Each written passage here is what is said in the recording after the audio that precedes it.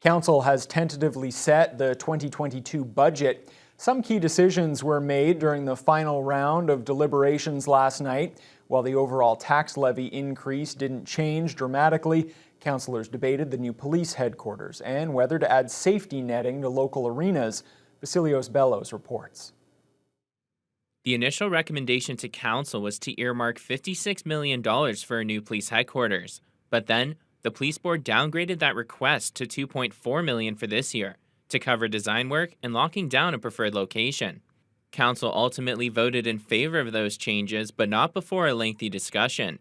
Councillor Shelby Chung voted in favor of funding the full project now, believing it would help policing across Thunder Bay.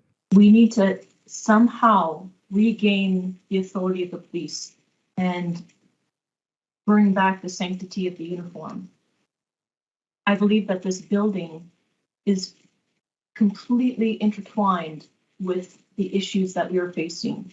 It's not just that one angle, but it's a huge part in how we police in Thunder Bay.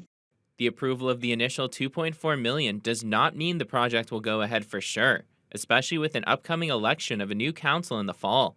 That's one of the reasons some councillors were ready to make the larger commitment of the original funding request. Mayor Bill Morrow, who sits on the police board, stated the decision to lower the ask was something they were confident about. The board did vote on this twice, and twice the board thought that not including the 56 at this time was the appropriate way to go. I don't know if you feel the need to debate that or ask questions about that, but plain and simply, fact on the table, that's the position of the board twice.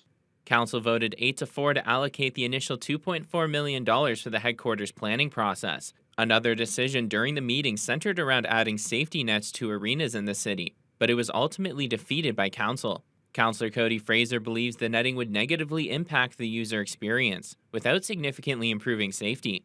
A vast majority of user groups are children, children that probably can't even raise the puck to the glass, let alone over the glass. Of course, there's going to be risk associated with any kind of patrons at a sporting event. I mean, if you go to a Thunder Wolves game or a North Stars game, there's disclaimers on the ticket. There was a public budget meeting scheduled for Thursday night, but it was canceled after no community submissions were received. The current tax levy sits at 2.36%, just above the 2.25 target. The budget will be ratified on Monday night. Vasilios Bellos, TBT News.